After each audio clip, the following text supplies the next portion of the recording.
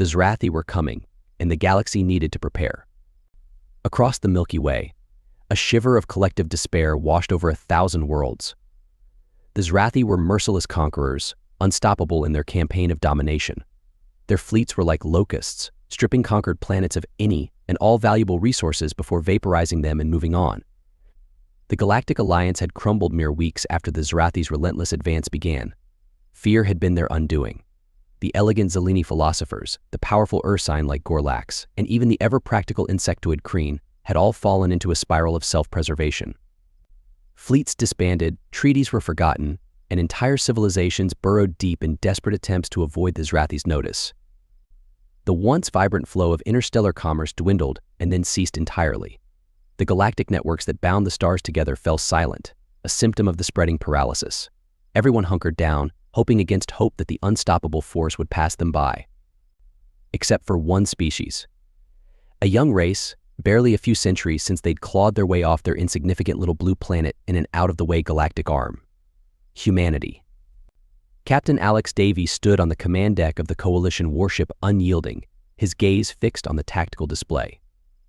The holographic projection showed the encroaching red dots of the Zrathi advance, a relentless swarm heading straight for the heart of what was once the Coalition territories and now was simply human space. Alex wasn't the archetypal human warrior. He was on the short side, prematurely gray, and burdened by a gut that protested too many late-night strategy sessions. His most dangerous weapons were a mind honed for strategy and a stubborn will that refused to bend under any circumstance. Around him, the bridge crew worked with quiet intensity. Humanity's military was built on a foundation of practicality, not flash. The unyielding was a prime example. There were no sleek curves, no design concessions to aesthetics. It was all just tons of armor, brutally efficient weapon arrays, and the most advanced sensor suites humanity could muster. It was a bulldog of a ship, designed for an unyielding defense. Comms, anything coming up? Alex asked, the tension in his voice barely noticeable. His comms officer, a young lieutenant named Sato, shook her head. The usual silence, Captain. They're still broadcasting a surrender ultimatum on loop, but nobody's responding. Alex sighed and ran a hand over his face. It wasn't a surprise. They'd been trying to contact their former allies ever since the Zrathi first emerged into Coalition space. Pleas for unified action, offers of technology sharing, and appeals for sheer common sense were all met with void-like silence. The Zrathi were almost here. A tremor ran through the unyielding. It was not from the weapons fire the crew anxiously expected, but from a sudden deluge of subspace communications. Comms, what in the blazes? Alex barked. Sato frantically worked her console, her expression bewildered. Sir, it's not the Zrathi. I'm getting pings from all over. It looks like the Zellini, Gorlax, and the Kreen. Dozens of star systems are calling in. Alex blinked, processing this unexpected turn. Could this be a sign that the galaxy was finally snapping out of its stupor? Patch me in, he ordered, his voice taking on a steely edge. His image flickered onto the screens of numerous vessels, a disheveled but determined human face staring out among alien bridge crews. Alex wasted no time with greetings. The Zrathi are here. If we don't stand together, we will all fall separately. We know how they fight. We've stood our ground, and now we're about to find out just how far they can be pushed back. He paused, letting his words sink in. Humanity doesn't surrender. We don't cower. If you're tired of running and waiting for the hammer to fall, follow us. He didn't know what reaction to expect. Defiance? Derision? Renewed despair? Instead, a ripple of surprise and then, a gradual transformation ran through the assembled alien leaders. The Zellini, ever so serene, now had tendrils twitching with a strange electricity. The hulking Gorlax commanders straightened, their guttural roars quieting for a moment, replaced by a glint in their multifaceted eyes. Even the Kreen's antennae poised in resigned patterns now seemed irresolute. For a stretched moment, the only sound on the comm lines was the frantic tapping of Sato's fingers on her console. Alex held his breath, willing them to fight. Then, one by one, voices crackled to life. A chorus of agreements, not an elegant diplomatic speech, but in the raw determination of those who'd been cornered and were just now realizing they still had claws. Coordinates. Alex cut in when the torrent of responses threatened to turn chaotic. Send your coordinates. Best routes, fleet strengths, anything you have. We'll hold the line while you rally. This time, there was no hesitation. Data packets flooded their systems, a jumble of information Alex knew his human tacticians would turn into a workable plan, somehow, someway. The coalition they had thought dead and buried was flickering back to life. He looked out at the Zrathi horde bearing down on them. They were still outnumbered and likely outgunned. But as Alex looked back to his bridge crew and the determined faces, the hands moving with practiced precision, a fierce smile spread across his face. Something approaching hope bloomed in his chest for the first time in weeks. The galaxy still had a fighting chance. The battle lines weren't drawn so much as hurled together in a maelstrom of desperate strategy and hard-won human experience against the Zrathi. The once timid fleets of the galaxy were now a patchwork force, bound together by sheer desperation and fueled by the humans' unyielding example. The Zellini finally deployed their theorized weaponry. Warps in space-time twisted the Zrathi's predictable trajectories into disorienting chaos. Galactic's berserkers, given human-designed armor enhancements, tore into the Zrathi vanguard, blunt force trauma meeting unstoppable objects in a clash that made starships shudder.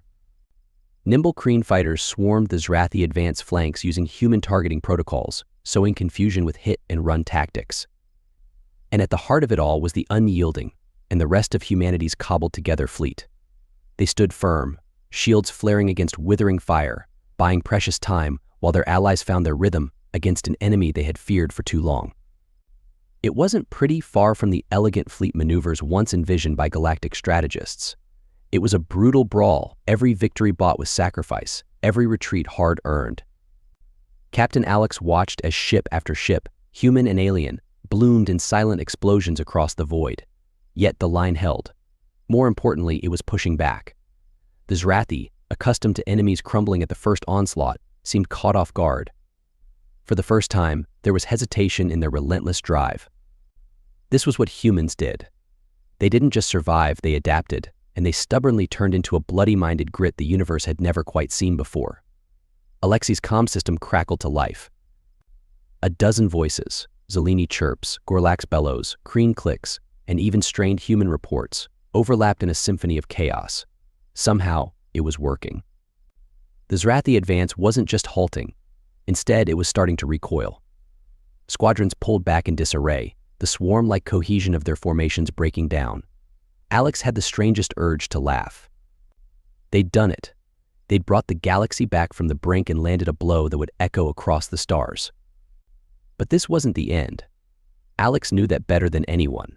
The Zrathi might be wounded, but the beast was far from dead.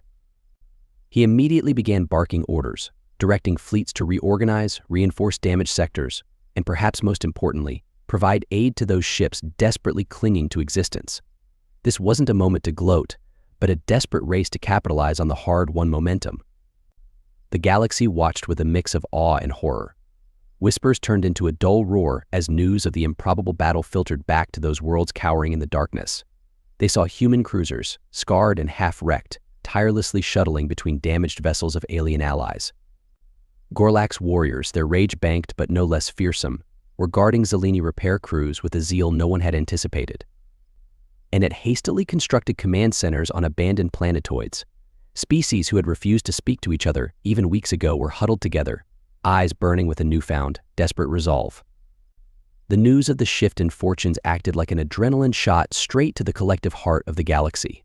Some worlds sent what meager ships they had remaining, rusty relics dragged out of mothballs by crews more accustomed to farming or trade than warfare. Others, bolder or more pragmatic, funneled resources towards the war effort, raw materials, technical expertise, and even cultural knowledge that could be repurposed into surprising countermeasures.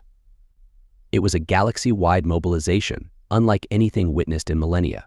And in a strange mirroring of battlefield cooperation, it was spurred by a single species. Somehow, humanity in its stubborn, bloody-nosed defiance had become a symbol of something more than themselves. They'd become a symbol of resistance and, more importantly, a symbol of hope. This war was far from over. The Zrathi would strike back, harder and with renewed fury. Casualties would mount, and there was no guarantee of ultimate victory. Yet Alex stood a little taller on the bridge of the unyielding. His crew, exhausted but resolute, echoed his stance. Whatever the future held, the galaxy wouldn't be facing it alone. And somehow, against all odds, this time they might just stand a chance.